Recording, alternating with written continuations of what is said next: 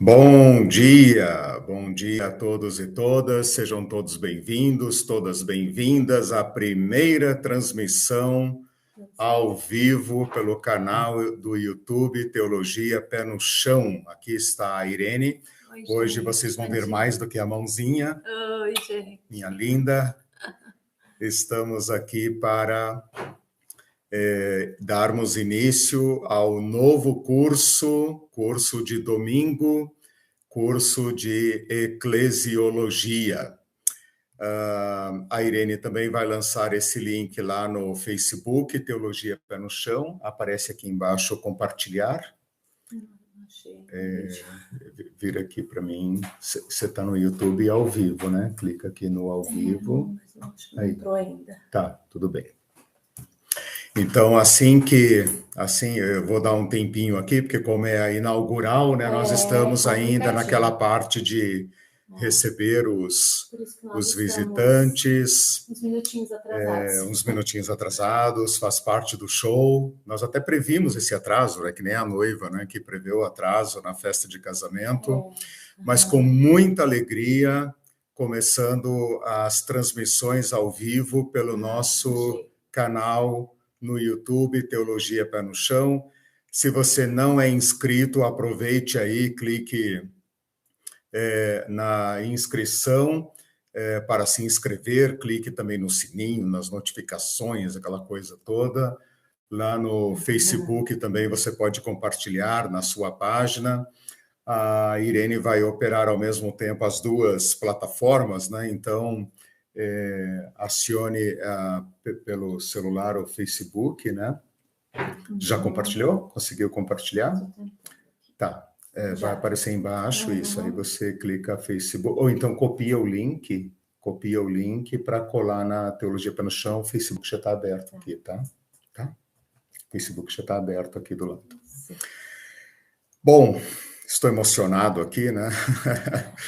Como é a primeira vez, então estou emocionado, dando um tempinho para que a Irene consiga disponibilizar no Facebook e vocês encontrem aqui a transmissão pelo YouTube. Aproveitem também para se manifestar, tanto quanto possível, quando possível.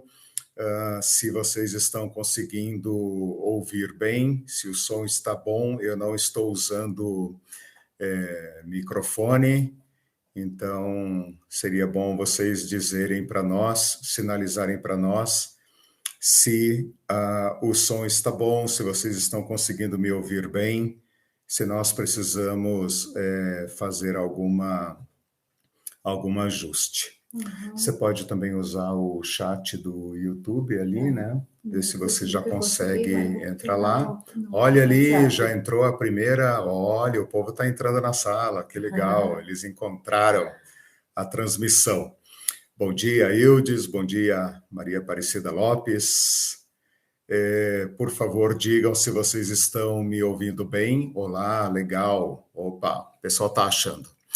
Gente, então, com muita alegria, nós começamos a transmissão dos nossos cursos, do curso de domingo. Eu disse cursos, porque esse ano eu optei por, ao invés de dar um cursão de 40 aulas, nós vamos dividir este curso em módulos, talvez 4 módulos, né?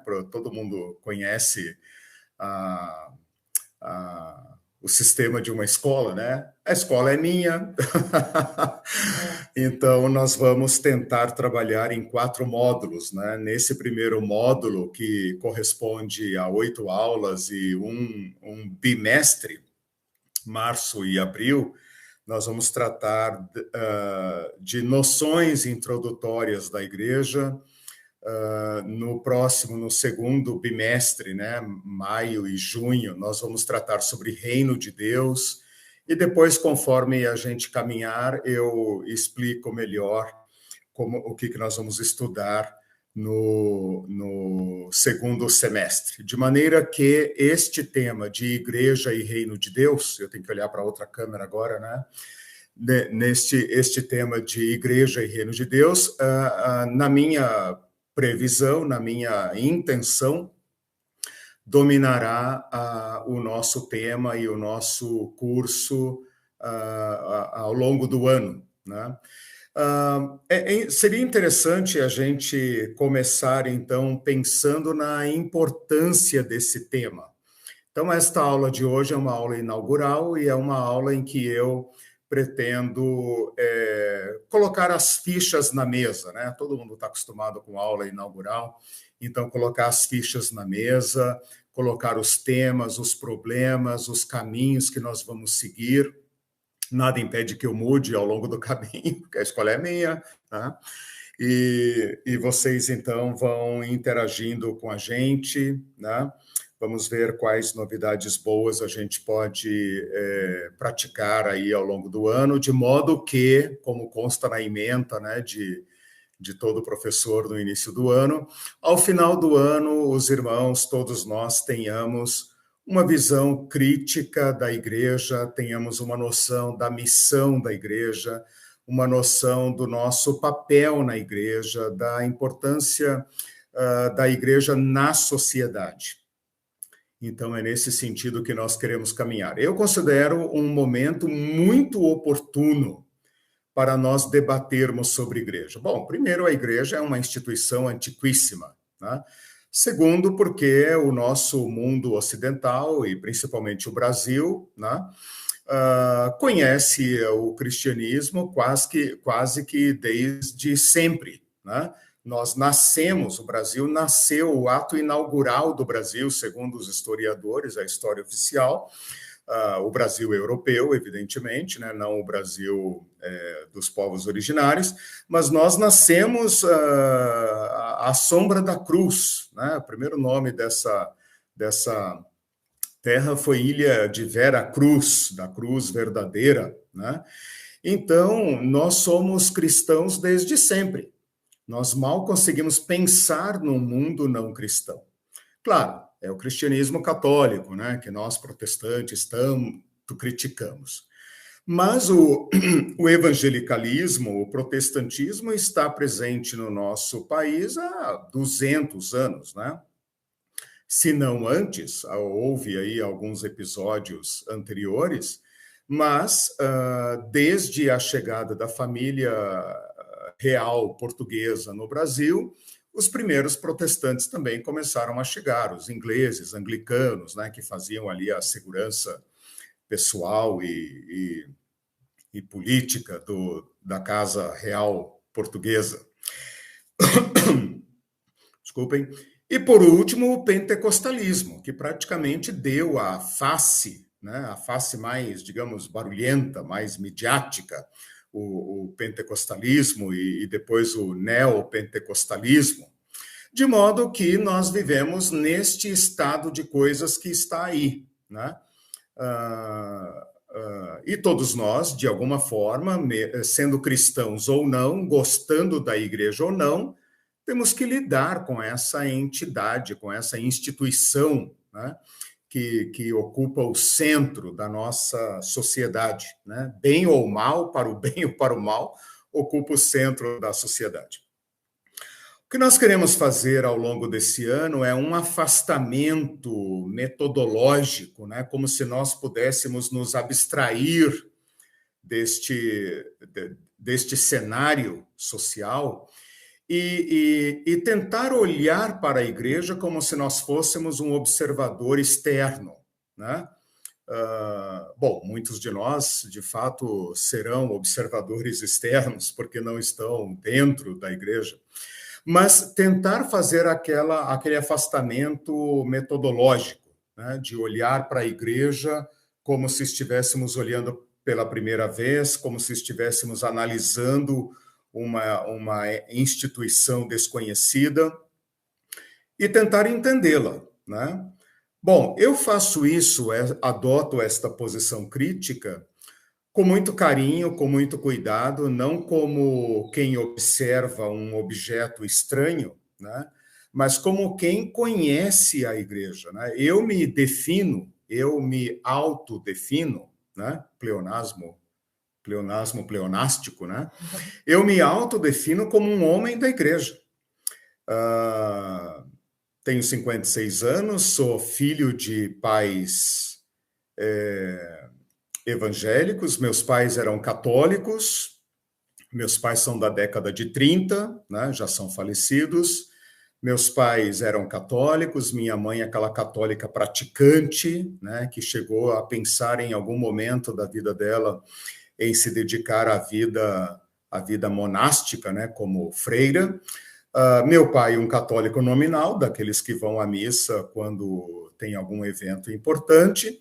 Ambos se casaram no início da década de 60, migraram para São Paulo, como todos os, ou a grande parte, né, dos camponeses desse país, desalojados, né, migraram para São Paulo, né, que era o grande ponte do emprego e de tudo mais no início dos anos 60, e se converteram, se converteram à Igreja Batista. Então, meus pais foram batistas, né? É muito comum que as pessoas que vieram do campo para a cidade tenham encontrado nas igrejas aquilo que a família, a parentela, né, como minha mãe dizia, deixou de existir. Então, imaginem um casal que, né, é pinçado lá do fundão de Minas Gerais, do Triângulo Mineiro, e é jogado, né, entre aspas, num quartinho, numa rua do bairro de Pinheiros, né? Então, a igreja se tornou, para muitos desses desterrados, o primeiro acolhimento. Então, meus pais foram para a Igreja Batista, tiveram uma experiência maravilhosa. Meu pai era semi-analfabeto, para não dizer totalmente analfabeto, aprendeu a ler para poder ler o livro dos crentes, né? Então, essas histórias marcaram profundamente a minha infância e a minha vida. Logo no início dos anos 60, antes ainda da ditadura militar, em 64, meus pais foram atraídos por aquilo que hoje os estudiosos da igreja, especialmente dos evangélicos no Brasil, chamam de segunda onda pentecostal. A primeira onda foi aquela lá dos anos 1910, 1911, quando a Assembleia de Deus e a Congregação Cristã do Brasil impulsionaram a evangelização do Brasil, né? Meus pais, então, foram atraídos para a Assembleia de Deus, né, naquilo que ficou conhecido, como eu disse, como segunda onda, onde surgiram diversas novas igrejas pentecostais, especialmente igrejas pentecostais brasileiras, né, como o Brasil para Cristo, Quadrangular. Esse pessoal todo é dessa segunda onda.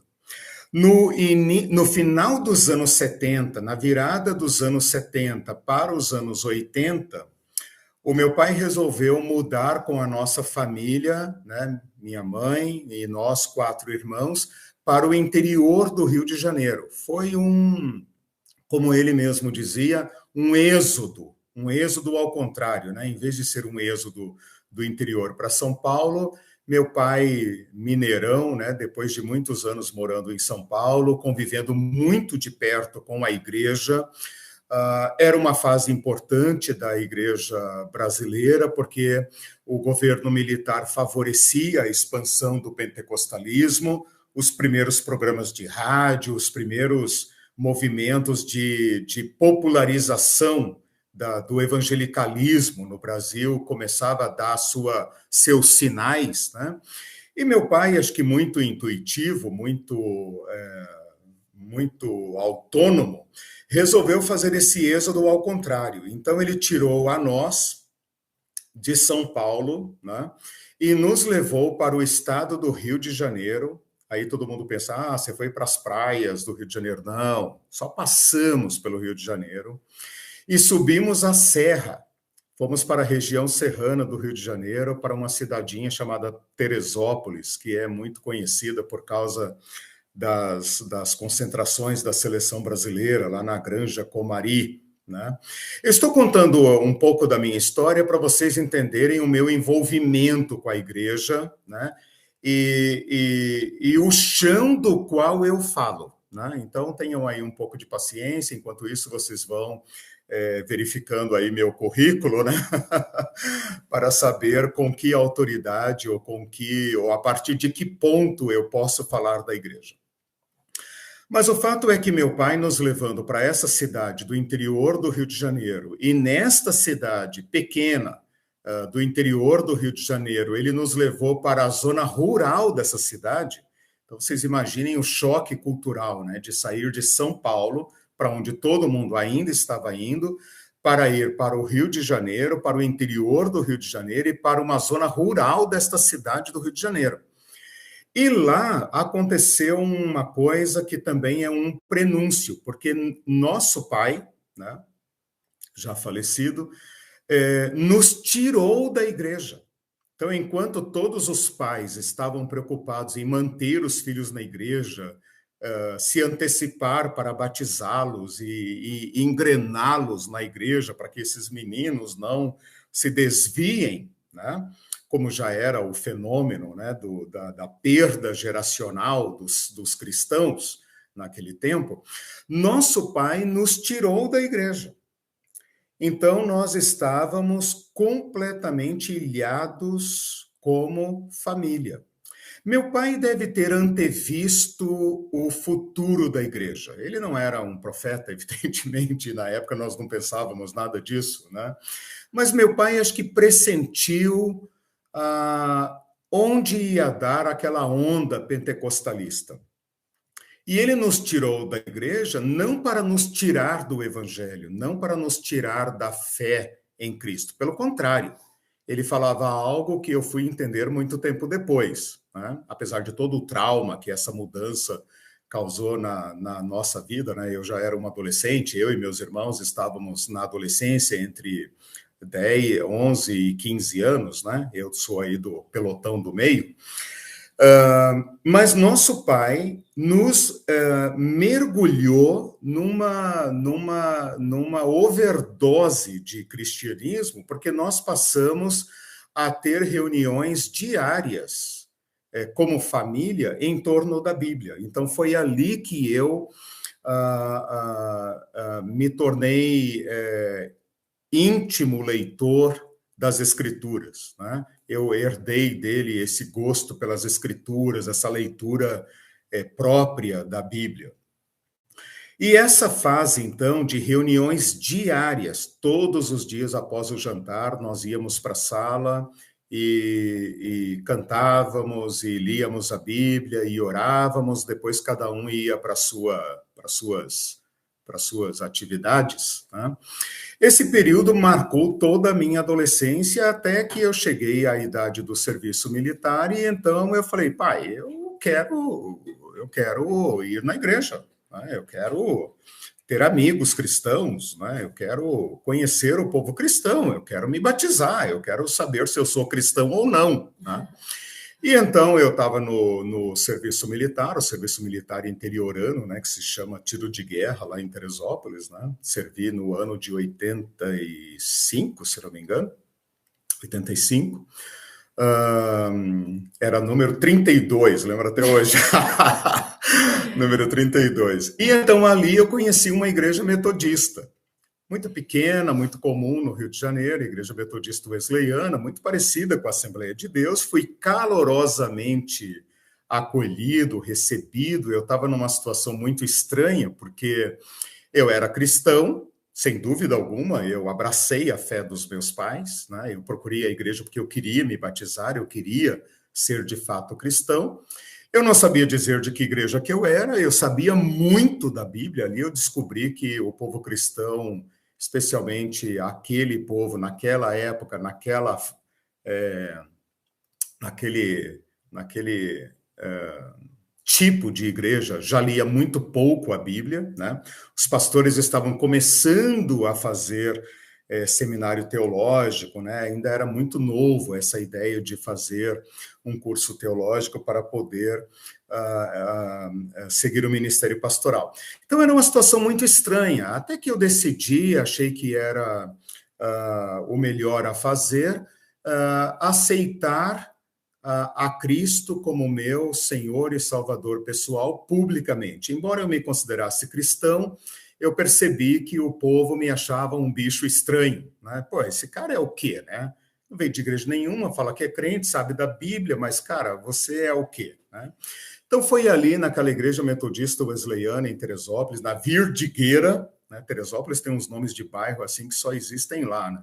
Na Virdigueira, onde eu e meu irmão, na época, na mesma época, nos filiamos àquela igreja, imediatamente nos batizamos, e ali eu comecei um pouco do meu desempenho, né, como um jovem cristão. Tive muitos embates, achei que a igreja não ensinava, eu já comecei a ler muita literatura evangélica, daquela mais simplesinha, né, daquelas mais populares que a gente vê até hoje nas livrarias evangélicas, né? Que era o que a gente tinha acesso, mas eu percebi que meus pastores se estudavam, mas não compartilhavam com a igreja, mantinha a gente na ignorância. E eu falei, não, isso não vai dar certo para mim. Eu vim aqui para conhecer a fé cristã, para saber se é isso mesmo que eu quero. Nessa época eu comecei a estudar seitas, né? Eu pegava todo tipo de material que caía na minha mão, estudava, procurei fazer minhas próprias aventuras literárias, até que no final do ano de 86, então, apenas um ano na igreja, eu resolvi vir para o Paraná por conta e risco para estudar teologia. Eita, né? Era um seminário internato, então eu fiz o meu êxodo, né, pessoal, né? Saí lá do interior do Rio de Janeiro, já com 20 anos, né? E vim para o Paraná pensando, meu Deus, né, onde que esse ônibus vai parar? Daqui a pouco eu estou lá no Paraguai, né? Mas vim para esta escola, fiquei internado lá, né, por 3 anos, né, por 3 anos, porque o quarto ano era público. Lá conheci uma moça que chegou atrasada na sala de aula, tropeçando, derrubando o livro, e a única cadeira que ela encontrou foi perto de mim, né? E depois viemos até nos casar. Não, e depois, né, você e a professora riram da minha piada. Ela contou uma piada culta e só eu e a professora rimos, e daí ela pensou, esse cara tem futuro, esse cara não é normal, ele tem essa cara, mas ele não é normal. E nós saímos de lá, então, em 1990 e fomos para o Mato Grosso do Sul. Olha onde foi o nosso êxodo, né? Fomos para o Mato Grosso do Sul, para a menor cidade que eu já tinha visto na vida, uma cidadinha chamada Douradina. Eu juro que ela existe, está lá no sul do Mato Grosso do Sul, tem uma Douradina no Paraná, mas essa é do Mato Grosso do Sul.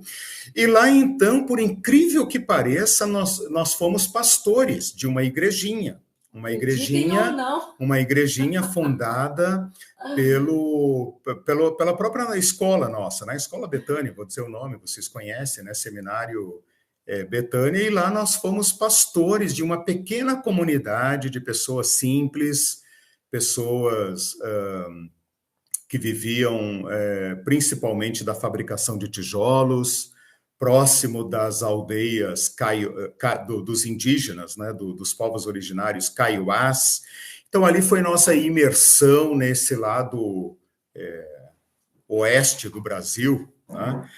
E ali eu e a Irene procuramos praticar as ideias inovadoras, aquilo que poderia melhorar a vida da igreja. Então, nós fomos pastores e pastores, assim, digamos, de um laboratório pastoral, né? Então, nós temos muito estudo bíblico, nós procuramos fazer coisas inovadoras, nós arrumamos a igreja de um modo diferente, nós envolvemos os leigos junto conosco, né? Começamos a destruir esse degrau entre clero e leigos e ficamos lá até por 3 anos, nosso filho nasceu lá.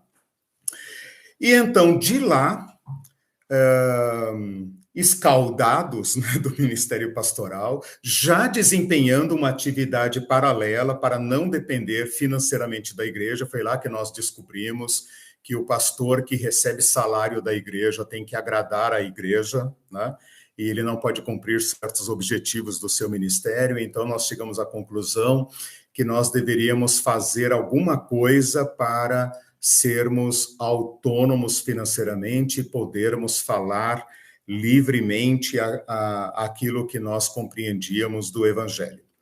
Foi uma experiência boa, frustrante, chocante. O fato é que nós fomos convidados a nos retirar, não vou entrar em detalhes.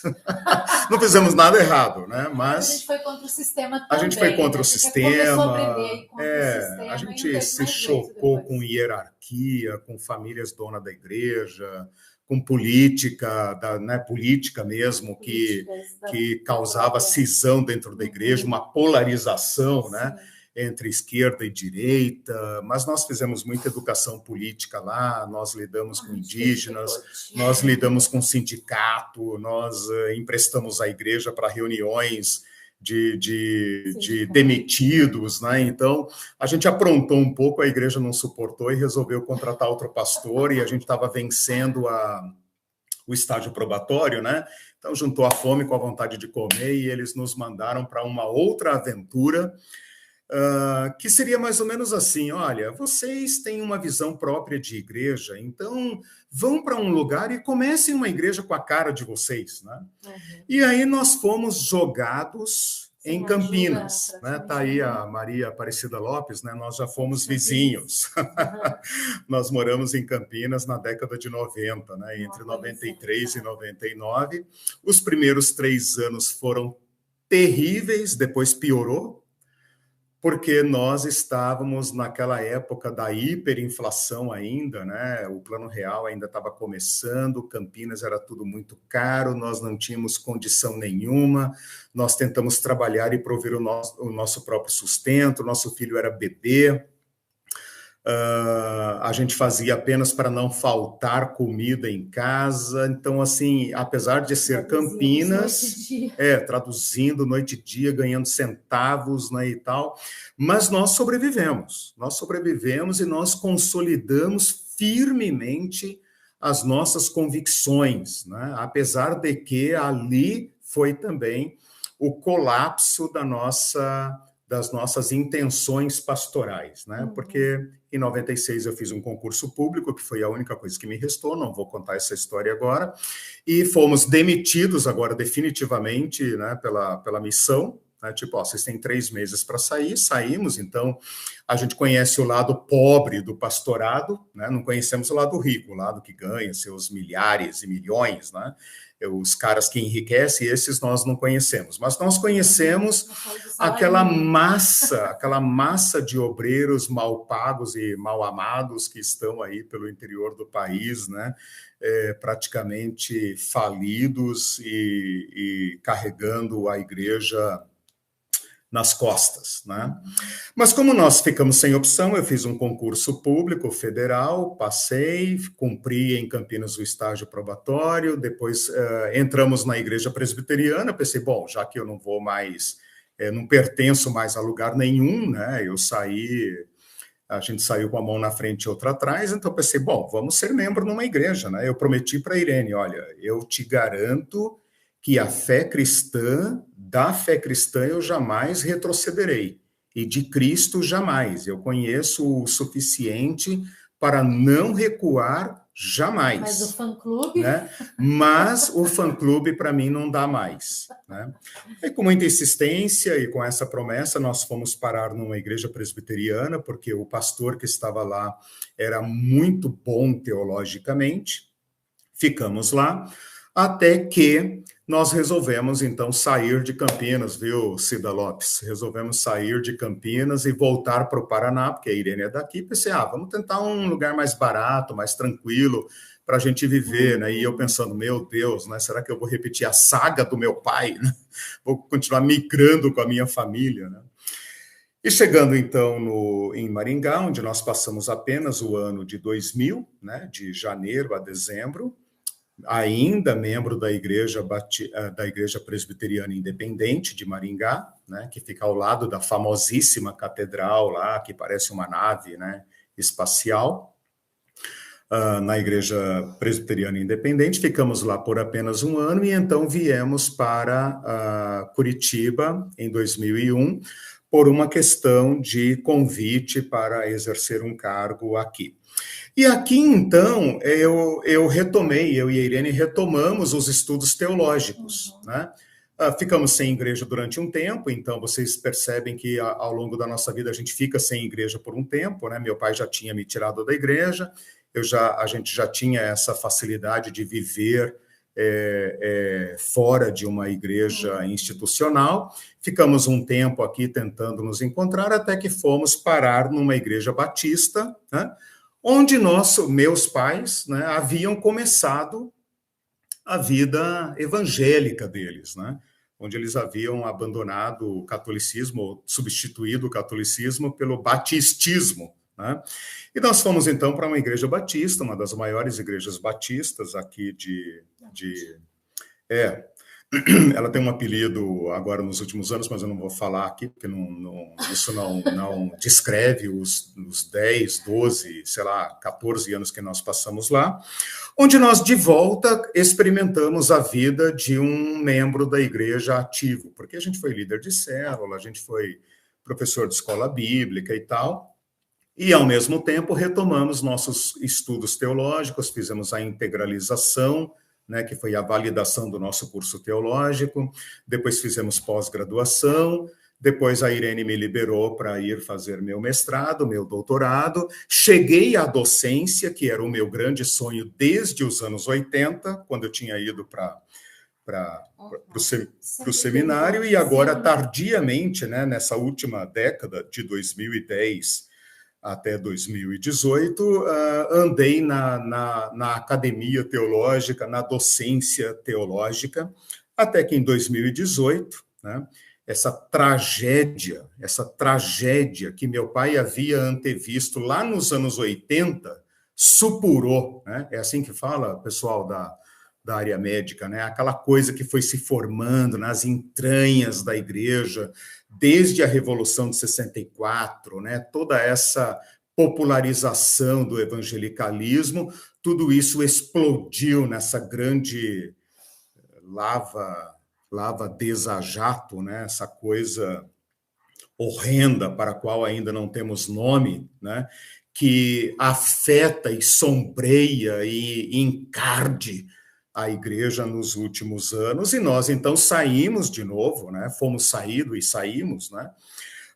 E, então, começamos a encontrar irmãos na mesma situação, e agora pertencemos a uma igreja que só nós entendemos como igreja, que é a Igreja Libertária de Curitiba, a Igreja Liberta de Curitiba, que é o modo mais simples de ser igreja, que é irmãos que se unem a irmãos em Jesus Cristo para a prática do amor, para a prática da caridade, da solidariedade, do apoio mútuo, daquela mutualidade que descreve ou que marca, né, a coisa mais essencial que uma igreja tem que ter. Ontem mesmo tivemos uma reunião na qual foi dito, né, dissemos todos, com o apoio de todos, que somos uma igreja. Temos o direito de reivindicar para nós esta identidade, né? Se os outros vão nos reconhecer ou não, bom, isso é um detalhe importante, mas é um detalhe, né? Porque é importante também a nossa auto-identificação. Somos uma igreja, temos as marcas, temos os compromissos, temos todos os elementos que diferem e distinguem uma igreja de uma outra associação que não é uma igreja. Qual é a marca de uma igreja, né? O que constitui um grupo de cristãos, de discípulos, de seguidores de Jesus Cristo em uma igreja? Então, depois de 4 anos, né, desde 2019 até agora, né, vamos fazer exatamente 4 anos, somos um grupo grande já, que tem representantes, né, até fora de Curitiba e no exterior, né, porque nós seguramos a mão de quem passar por nós, né? E temos essas marcas, então, e é deste território, meus irmãos, e dessa longa caminhada e formação que a partir deste chão, dessa história pessoal, né? E desta nossa história pessoal, minha e da Irene, já com nossos 32 anos de casados, né? Porque terminamos o curso teológico em 90, nos casamos na sequência e fizemos tudo isso que eu contei para vocês juntos, né? Na alegria, na dor, na doença, na pobreza, né? A riqueza ainda não veio, mas né? Perdi meu concurso público para vir para cá. A Irene perdeu 2 concursos públicos, né? Porque você também era funcionária do Estado do Paraná antes de ir para o seminário. Então, assim, nós temos a nossa ligação com a igreja. Essa história nos decepciona e nos amargurou contra a igreja? Não, não. Por isso eu disse no início que eu me defino como um homem da igreja, a Irene é uma mulher da igreja, né? A Irene tem uma história diferente, um dia ela também conta, porque ela entrou na igreja por uma via completamente diferente da minha, né? Ela não passou por denominações, por nada disso. Você chama de genérica, né? Eu chamo ela de igreja genérica, é uma igreja sem pedigree, sem... Graças a Deus. Sem história, graças a Deus, né? Ela me ajudou muito, muito na minha libertação. Né? É porque eu vinha daquela formação meio esquizofrênica, né? De ser de igreja fundamentalista, de igreja tradicional, depois igreja pentecostal, depois um bicho fora do ninho, né? Um estranho no ninho, e a Irene já tinha entrado numa igreja, que também era uma igreja laboratório, digamos assim, né? Fundada por um pastor que também estava olhando para o mundo, né? Ele é vivo ainda, né? Está nos Estados Unidos, pastor Angus Plummer, que também estava assim olhando para o mundo, olhando para a fé, olhando para as escrituras e dizendo como nós podemos servir, né? E a Irene o conheceu em plena atividade e então ela foi conquistada, né, profundamente por Jesus Cristo e nunca voltou atrás, né? Por tudo que passamos e tal, nunca voltamos atrás. Bom, eu quis contar um pouco dessa nossa história para vocês, essa história pessoal, né? A da Irene eu contei um pouco mais resumidamente, mas numa outra aula eu abro o microfone para ela, e também a história da nossa família, né? Para que nós, então, possamos dizer para vocês quem é que está falando, porque hoje nós temos pessoas que são cegas pela igreja, fundamentalistas assim, né? Que acham que a igreja é maravilhosa, a igreja é perfeita, e qualquer coisa que você fale de errado da igreja, ele vai dizer, não, mas essa não é a verdadeira igreja e tal. Você pensa, tá, mas me dá o endereço dessa coisa aí que você segue, que eu quero saber, não, porque a igreja ali e tal, não, mas isso aí não é a verdadeira igreja. Né? A igreja invisível. A igreja invisível, nós vamos falar sobre tudo isso aqui, igreja invisível. Vamos dar só uma paradinha para dar uma... Deixa eu só concluir. Então, assim, a partir dessa nossa visão, eu estava dizendo o seguinte, né? Algumas pessoas são assim pela igreja, né? A igreja é o suprassumo e tal. Outros odeiam a igreja, outros têm mágoas, traumas que não podem sequer ouvir falar de uma igreja, né? Pela graça de Deus, apesar de toda essa nossa história, né, cheia de altos e baixos, de traumas, de alegrias, de amizades, de quebra de amizades, de excomunhão, de comunhão, né, nós estamos aqui ainda como pessoas da igreja, pessoas que não retrocedem e pessoas que, pela graça de Deus, ainda querem dar uma contribuição, querem ajudar as pessoas e a sociedade, de um modo geral, a pensar a igreja, né? A pensar o futuro. Há um futuro para a igreja? A igreja brasileira está em avivamento? Tem gente que acha que a igreja brasileira está em avivamento. Outros acham que a igreja deu um tiro no pé, que é o fim dela, é um cadáver insepulto, ela vai cair, né? Olhando para certos lugares, a gente pensa, de fato tem um avivamento, né? Olhando para outros, você pensa, isso aí está fedendo, né? Então, é a partir desta experiência e das escrituras que nós nunca abandonamos, né? Nós somos leitores assíduos das escrituras, somos teólogos, né? Estamos na caminhada teológica, bíblica, religiosa, cristã. Então, é a partir deste, né? Por isso que eu gastei aqui boa parte da aula nesse depoimento pessoal. tá? É importante. Irene, e daí me digam para nós se vocês também estão ouvindo a Irene bem. Na próxima aula eu tento usar microfone. O seu som, o pessoal está dizendo que está perfeito.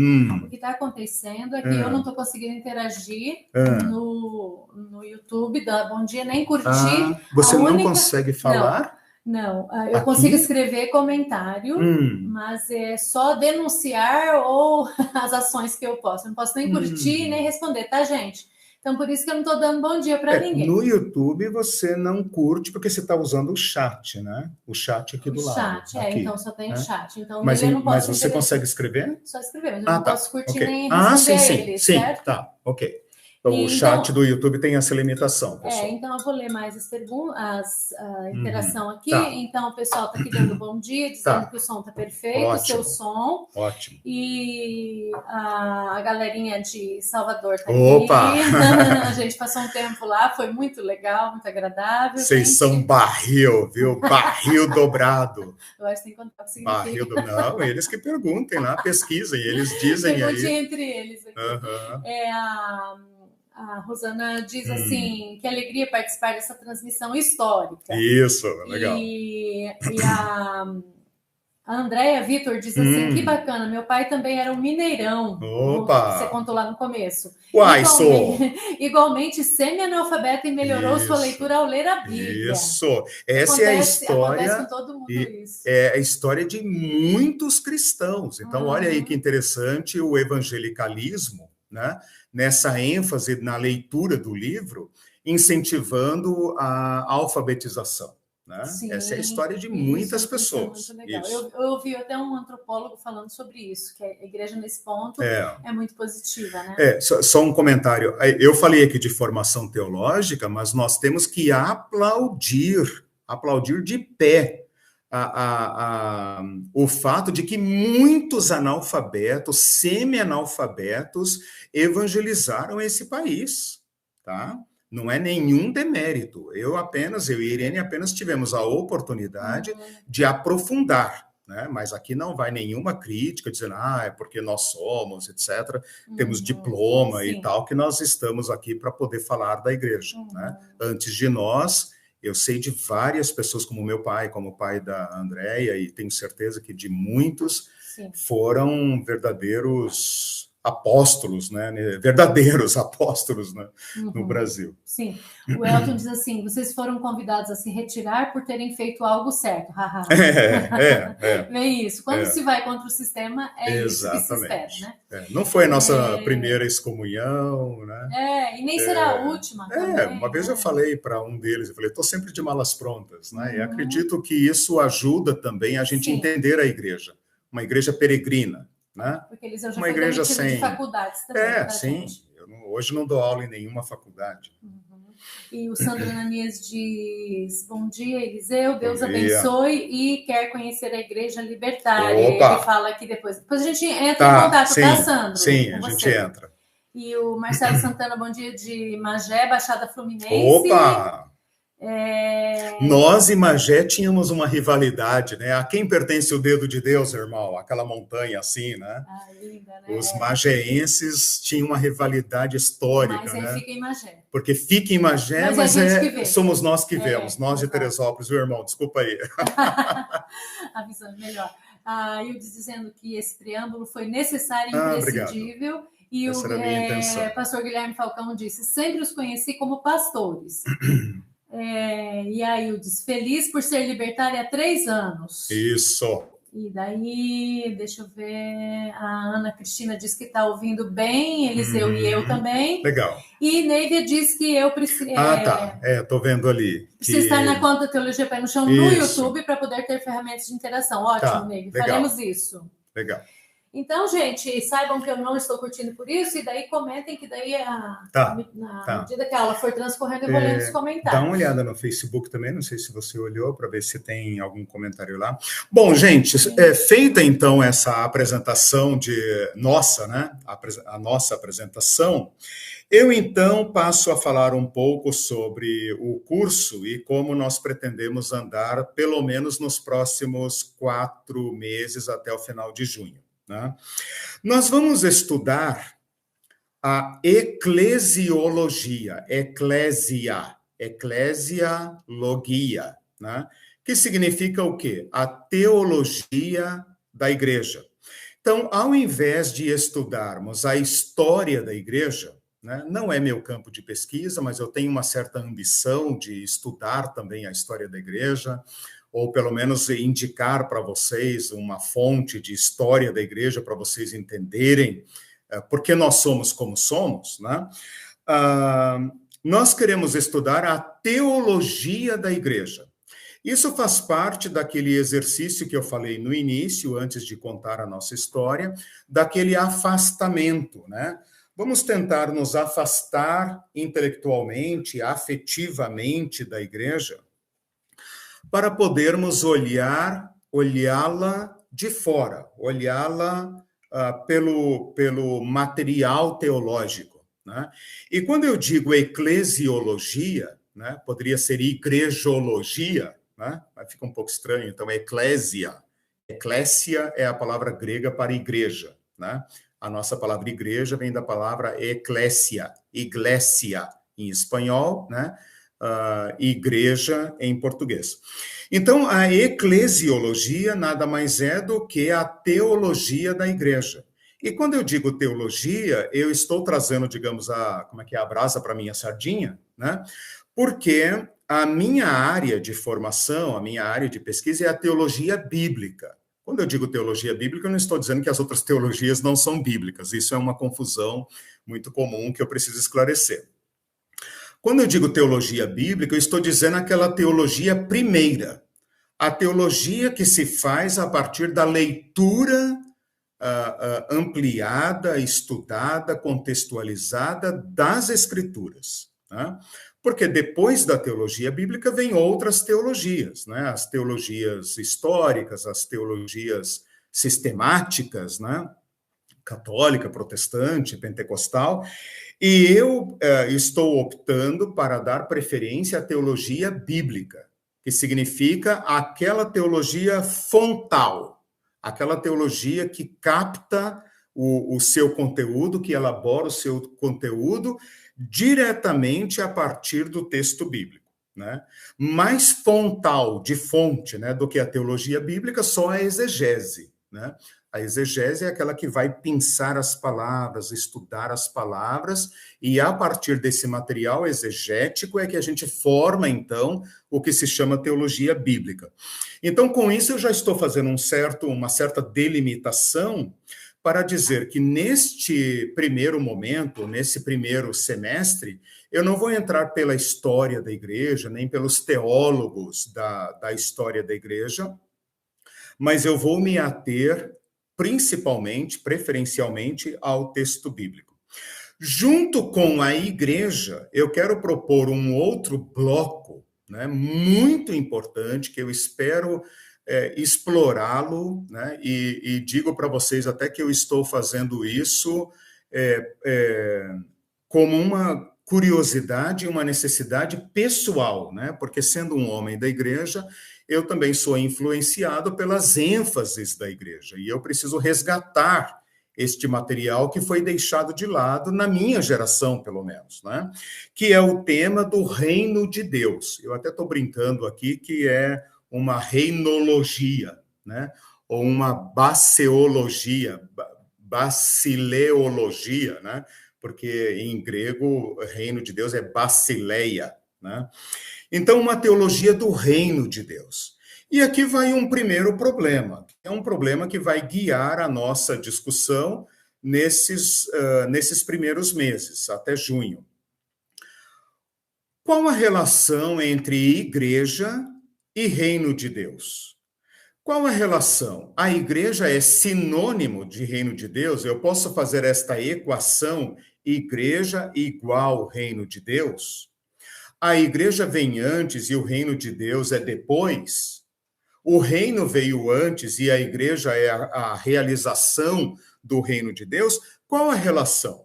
Talvez vocês não tenham parado, né, ou dado tempo para pensar sobre isso, Pode parecer uma questão, digamos, de pouca importância, uma questão secundária, mas eu vou demonstrar que ela é uma questão de base, que dependendo de como nós entendermos a relação entre igreja e reino de Deus, será o resultado da nossa fé, da nossa prática cristã, né? Então, essa é uma discussão muito importante que vai, então, guiar esses nossos próximos 4 meses. Eu pretendo dedicar os meses de março e abril, março e abril, 8 aulas para discutir o tema da igreja, né? Eu discuti aqui um pouco na minha cabeça, esse problema entrou aqui na minha metodologia, eu pensei, caramba, né? Começo pela igreja, começo pelo reino, vai, joguei os dados, não joguei, né, irmãos? E achei melhor começarmos pelo assunto mais comum, que é a igreja, aprofundá-lo, biblicamente, teologicamente, como eu falei, e então, nos meses de maio e junho, trabalharmos o tema do reino de Deus. E ao final de junho, eu espero que esses temas estejam, assim, tirando o seu sono. Tirando o seu sono para você entender como que esse problema de fundo, né, esse problema fundamental, né, que está no alicerce da nossa fé, norteia a nossa prática. Você vai entender claramente que a tua igreja, mesmo que ela não tenha debatido esse tema, ela pratica uma resposta. O modo como a tua igreja se organiza e funciona e age e pensa ela mesma é, na prática, uma resposta, mesmo que talvez nem ela, nem seus mentores tenham debatido o tema teologicamente. Então, vocês vão ver que é importante, vão por mim, né? Essa é uma discussão importante. Então, nas próximas aulas, nós vamos rastrear o material bíblico-teológico. Quando eu falo bíblico-teológico, estou falando de teologia bíblica, né?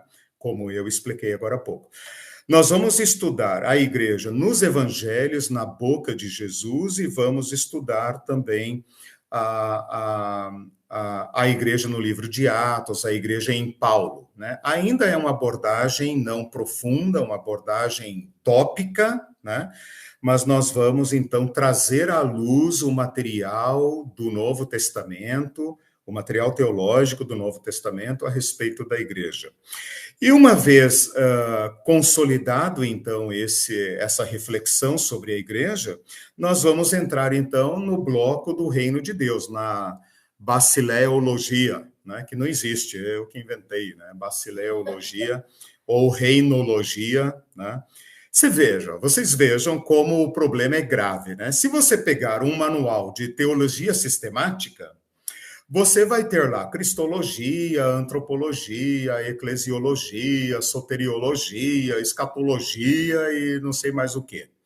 Mas não há um capítulo, um tópico, uma seção que trate do reino de Deus. Então, vocês percebem que, ao elaborar a teologia sistemática, que já é, digamos, uma teologia de segundo grau, né, porque ela é mais ampla, ela já interage com outras disciplinas, né, ela sistematiza os assuntos, né, ela pressupõe já uma certa preferência, né, de modo que ela não elucida o tema do reino de Deus. Então, como eu sou da teologia bíblica, né, eu posso me afastar da teologia sistemática e recuperar o material do reino de Deus. Só para vocês terem uma ideia de como isso é importante, Jesus Cristo fala nada sobre igreja e muito sobre reino de Deus. Para não falar nada, eu sempre falo nada para você ficar chocado, depois eu faço a ressalva, né? Para não dizer que Jesus falou nada sobre a igreja nos evangelhos, a palavra igreja aparece apenas 3 vezes, todas as 3 vezes, num único evangelho, o evangelho de Mateus, e apenas em 2 contextos, né? Então vejam que não é possível estabelecer uma relação direta como se pretende, entre Jesus e a igreja. Opa, olha o tamanho do problema, né? Por outro lado, quando Jesus ressuscita e desaparece do meio dos discípulos, o termo igreja entra com força total, ele ocorre mais de 100 vezes nos escritos, né? E o reino de Deus recua um pouco. Então, nós temos uma alta concentração de reino de Deus nos evangelhos, na boca de Jesus, e um raleamento, né? um recuo desse tema, da concentração desse tema, no restante do Novo Testamento. Enquanto que a igreja ocorre quase nada nos evangelhos, é raríssimo o termo, apenas 3 vezes em um único evangelho, em 2 contextos, nós vamos analisá-lo nas próximas aulas, e ele explode a partir de Atos, ele explode mesmo, né? Ele rompe, e ele enche as páginas do livro de Atos e das epístolas. Então, esse simples dado é importante para a nossa pesquisa, né? Para a gente tentar responder esta problemática do reino de Deus. Olha só, a palavra igreja ocorre nos evangelhos, portanto, em Jesus, apenas 3 vezes em 2 contextos em um único evangelho. Por outro lado, Jesus fala reino 120 vezes. Então, placar fica em 3 a 120. Igreja, 3, né? 3, 120, reino de Deus. Já a palavra, no restante dos evangelhos, no restante do Novo Testamento, né? Portanto, fora os evangelhos, né? Jesus ao lado, a partir de Atos, a palavra igreja vai ocorrer 110 vezes, não se preocupe com a exatidão dos números, tá? Mas com as proporções, né? Então, os apóstolos, né, de Atos a Apocalipse vão falar em igreja 110 vezes sobre igreja, e sobre reino de Deus apenas 30 vezes, né? Sendo que 10 vezes, portanto, 1/3 dessas 30 vezes, reino de Deus, apenas 30 vezes ao longo de todo o Novo Testamento. Então, vocês percebem a concentração invertida, né? Deixa eu repetir aqui para ver se vocês entenderam. A palavra igreja, eu estou fazendo um contraste entre evangelhos e restante do Novo Testamento, ou seja, Jesus e os apóstolos.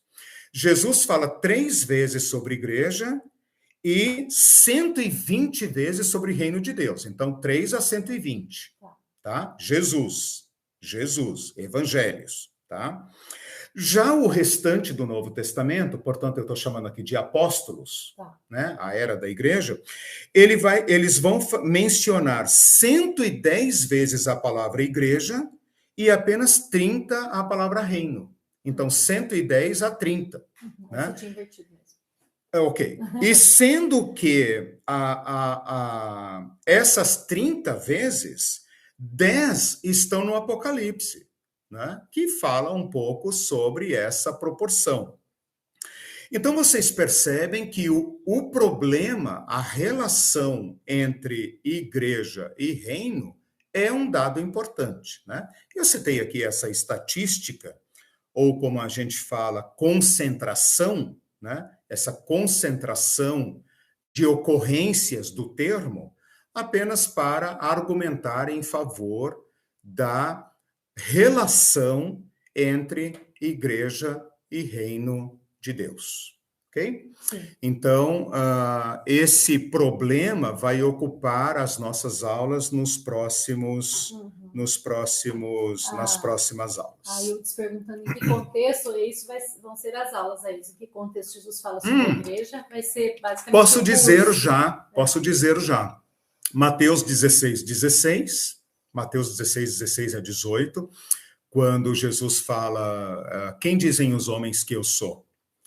E os discípulos respondem, um profeta e tal. E vocês, quem vocês dizem que eu sou?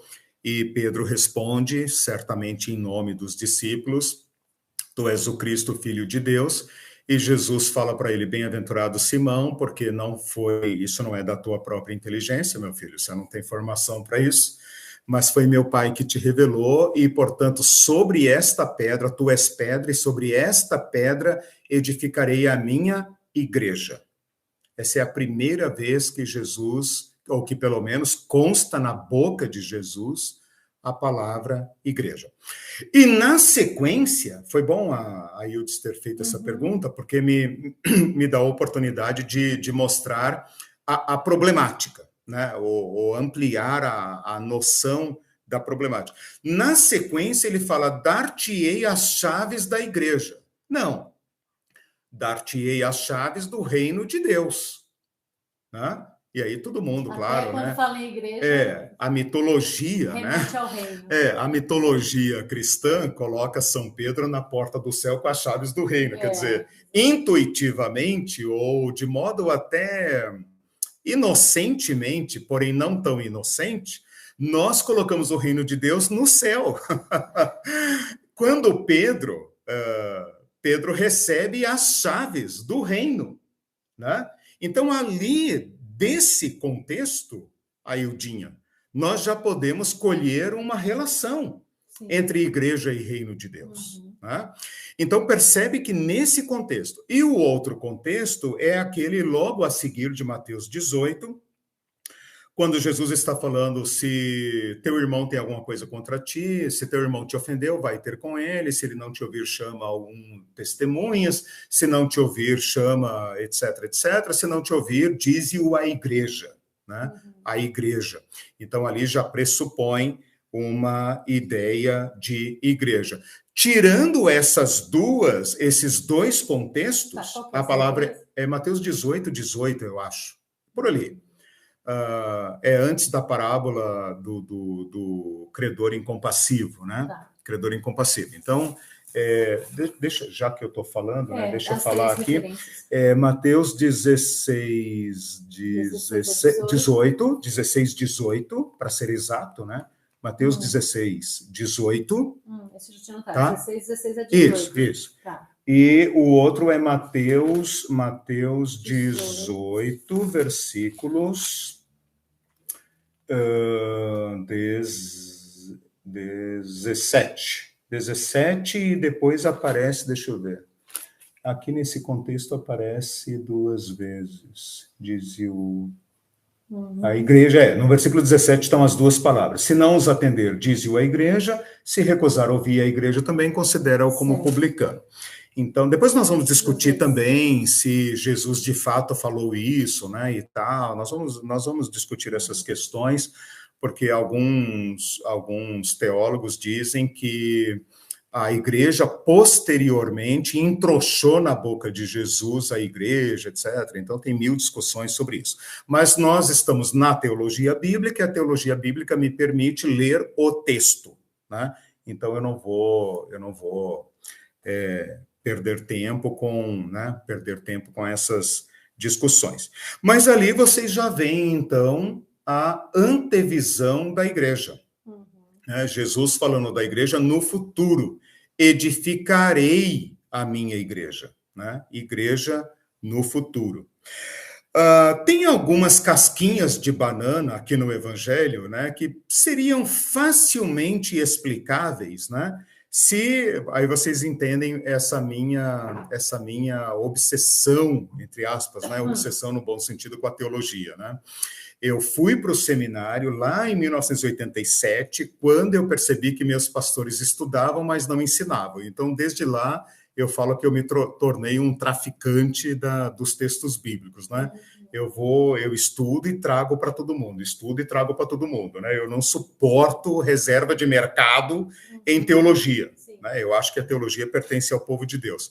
Então, seria facilmente explicável para demitificar, para elucidar certas questões, essa casquinha de banana a respeito do reino de Deus como estando no céu. né?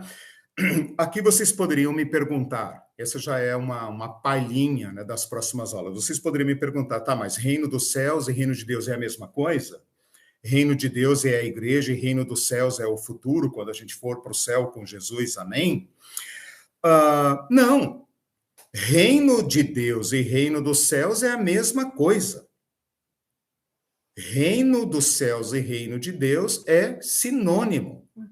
E a expressão reino dos céus aparece apenas em Mateus. Em contextos que Marcos e Lucas substituem tranquilamente por reino de Deus. Então, por que Mateus prefere a expressão reino dos céus e não reino de Deus? Ora, primeiro, porque é a mesma coisa. Segundo, porque Mateus aparentemente preserva uma tradição hebraica de evitar mencionar o nome de Deus em continuidade com a teologia judaica. Portanto, o reino de Deus, reino dos céus é a mesma coisa. Tá? Mas Jesus nos ensina a orar, venha o teu reino, teu de quem? De Deus. Então, de onde a igreja tirou a ideia de que o reino dos céus está nos céus? Se nós oramos, venha o teu reino, cumpra-se aqui entre nós a tua vontade, assim como se cumpre nos céus, porque a terra é lugar de gente, os céus é lugar de Deus. Tem um curso sobre o céu aí no canal, né? Para a gente entender essa linguagem bíblica. Então, aqui vocês percebem, nesse contexto, né, de Mateus 16, a polêmica que nós vamos enfrentar, ok? Tá, você citou 3 e só tem 2 referências? Porque no versículo 17, 18, 17, tem 2 vezes. Por isso que eu falei 2 contextos, então, entendeu? No mesmo versículo. Mesmo versículo. Por isso que eu falei... 18, 16 e 17. Não. O Mateus 18, Mateus 18, 17, 2 vezes a palavra igreja no versículo 17, no mesmo então versículo. São 2 referências só para 3 citações. Isso, tá. Por isso que eu falei 3 vezes a palavra igreja em 2 contextos, né? Mateus 16 e Mateus 18, em um único evangelho. Ou seja, Marcos não fala sobre igreja, Lucas não fala sobre igreja, João não fala sobre igreja.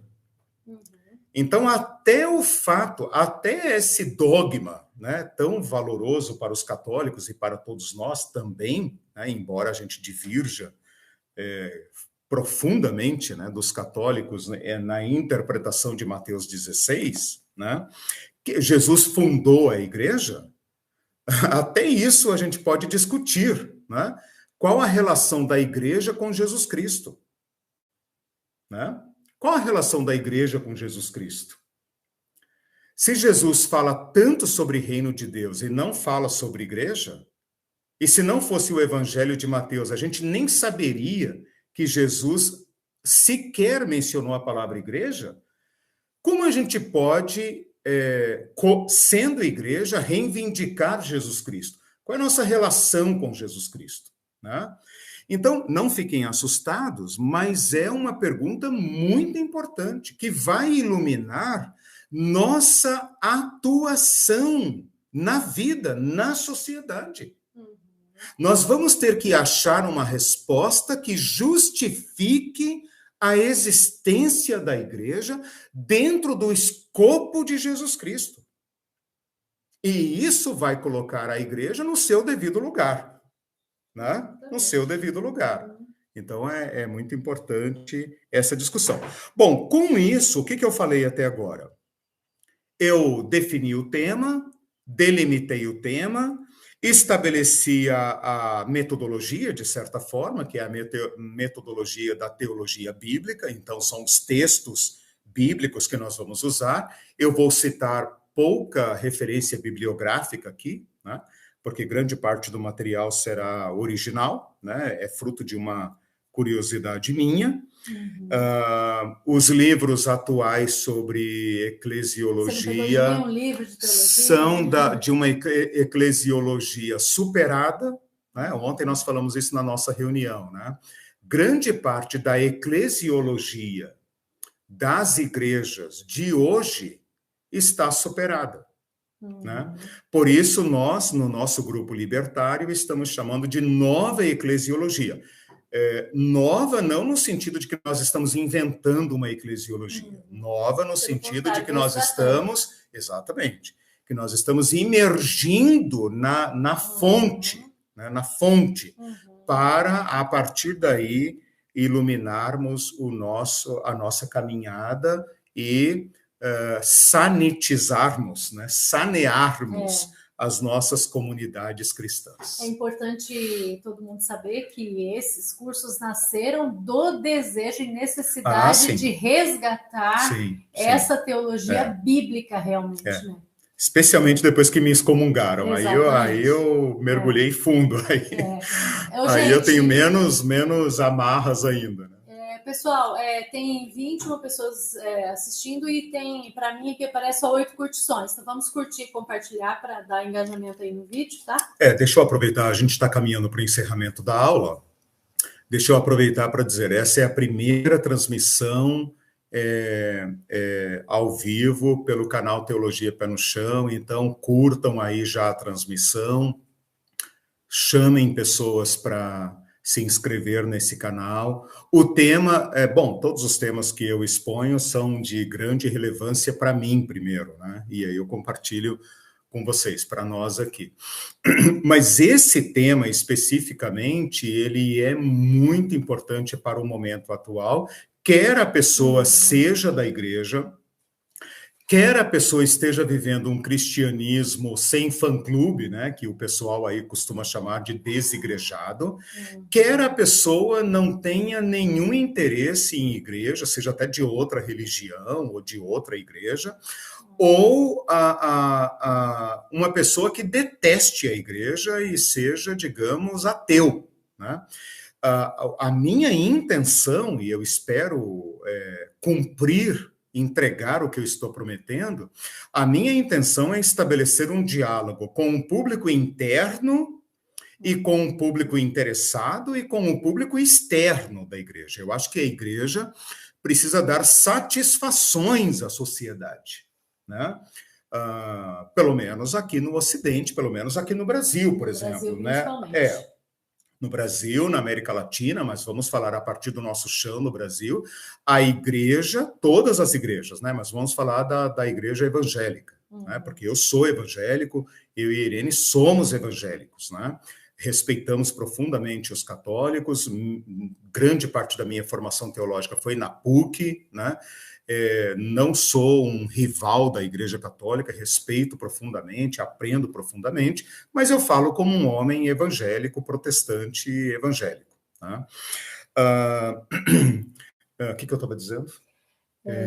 Nós somos evangélicos. Assim, que nós precisamos dar uma satisfação à sociedade de quem nós somos. O papel, a proporção que os evangélicos ocupam na sociedade exige de nós um comportamento responsável, né? Porque agora, quer queiram, quer não, para o bem ou para o mal, o eleitorado evangélico cresceu muito, a presença dos evangélicos na política cresceu muito. O último despresidente, né, mostrou que os evangélicos são cooptáveis, né, que eles são compráveis, e nós nos tornamos uma grande força política. Isso é inegável, isso é sociológico, né?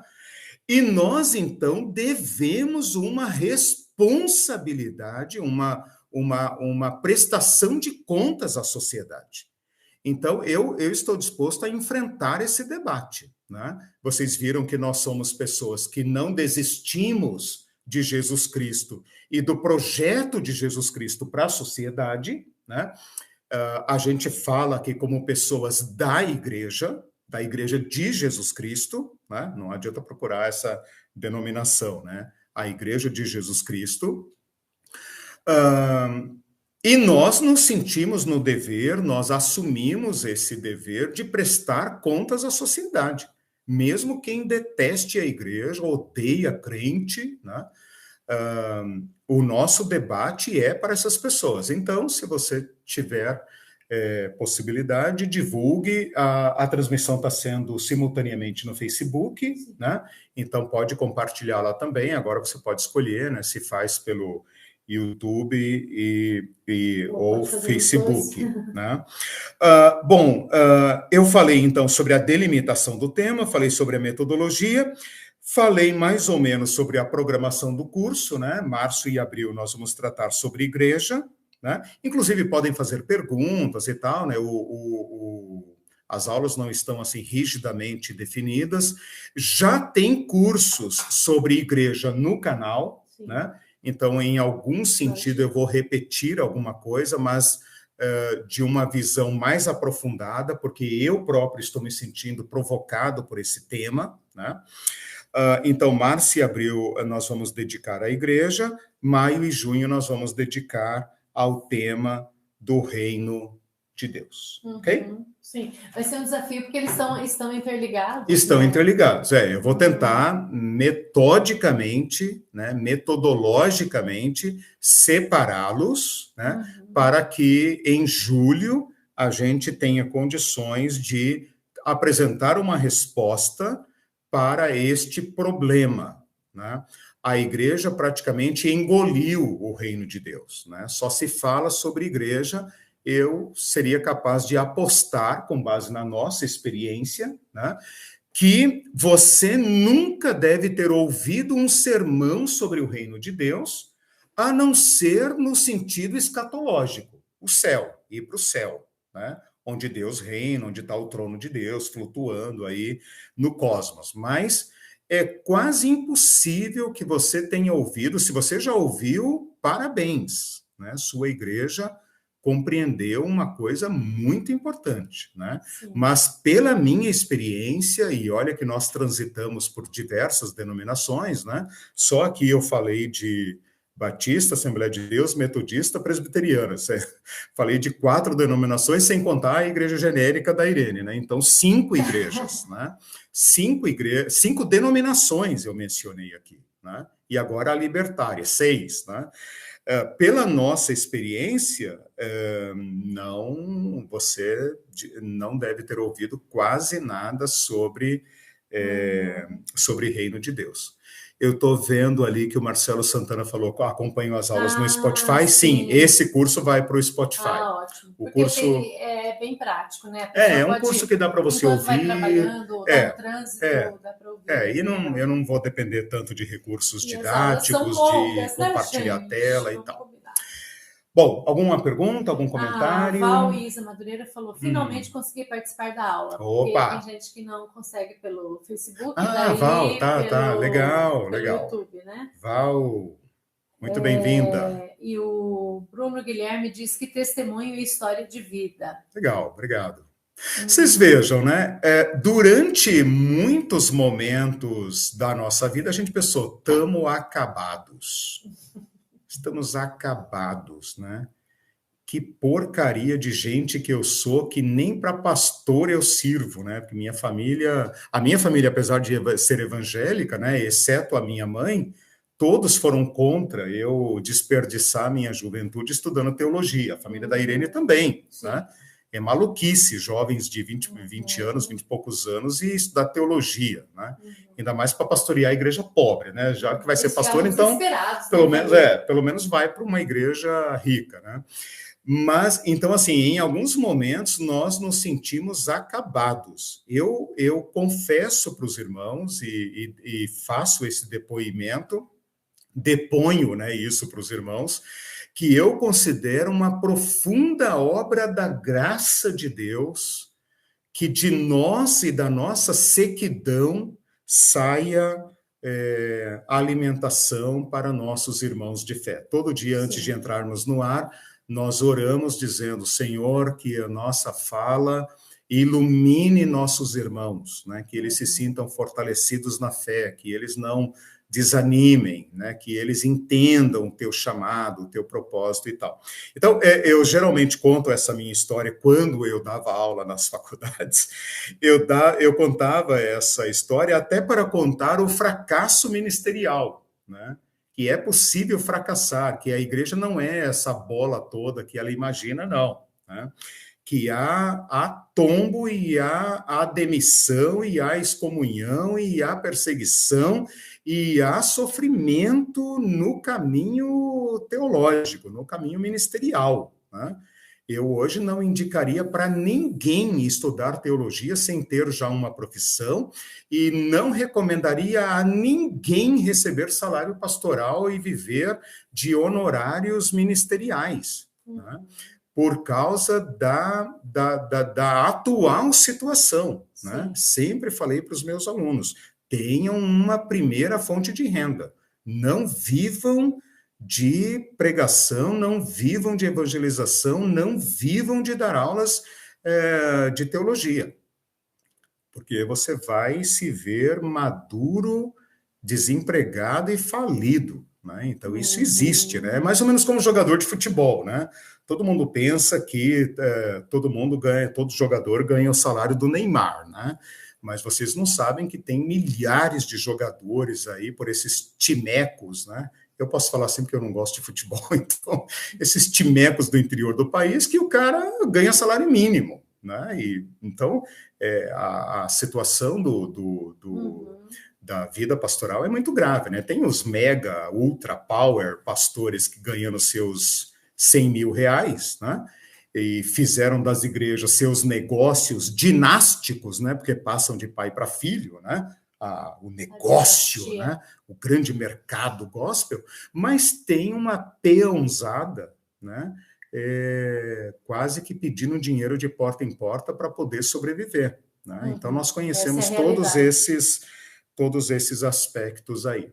A Simone Ramalho está dizendo assim que Deus, você falou da oração, nós fizemos uma oração antes de começar a aula, ela disse, e ele tem ouvido essa oração porque tenho sido extremamente iluminada por meio de vocês. Legal. Obrigada, Simone. Obrigado, Simone. Forte abraço. Eu estou vendo aqui também, eu agora no YouTube eu posso ver comentários. Estou vendo também que ela comentou que começou a ouvir sobre reino no caminho da graça. Veja que maravilha, né? Essas igrejas que correm por fora, né? Elas estão sendo instadas, né?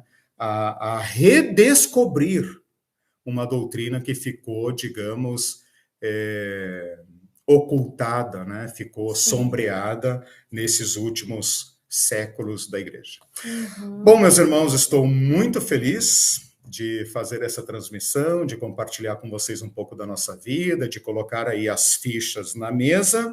Na próxima aula, nós começaremos aqui em Mateus 16, né, um texto que eu amo muito, gosto muito de explicar, né? Já tenho talvez uma ou outra aula no canal sobre ele, mas agora vou aprofundá-lo, porque ele é, digamos, o nosso ponto de partida para a discussão sobre igreja. Estamos encerrando hoje no horário, né? 11h29. O que é raro, né? Tá muito raro. E anuncio para, no mais tardar daqui um mês, né, um novo curso nas sextas-feiras sobre bibliologia, né, a história da Bíblia. Então, como eu sou da teologia bíblica, e a Bíblia gera muitas discussões, a Bíblia está no centro do debate no mundo, né? Se ela vale, não vale, como é que tem que ler, como é que não tem que ler, é falso, é fraude, é não sei o quê, não sei o quê. Eu acho que vale a pena os cristãos terem uma visão honesta, ampla, né? Sobre o livro do qual nós colhemos a nossa fé, né? A principal fonte da nossa fé, que são as Escrituras, né? Nós vamos discutir um pouco sobre isso, acho que vai ser muito interessante para todos, ok? O Miguel está dizendo ali que começou a ouvir no Mevan, que bom, né? Que bom, uma igreja que cresceu bastante e que fala sobre o reino de Deus, né? Vamos juntar tudo isso, né? Eu sei que com essa minha observação, eu não estou querendo dizer que vocês estão como folha em branco para a gente preencher, né? Nós vamos sujeitar toda essa nossa experiência à escuta das escrituras, às ênfases das escrituras, né? Para então podermos formar a teologia. Exato, uma outra ênfase. Gente, Deus abençoe vocês. Vamos nos despedir aqui.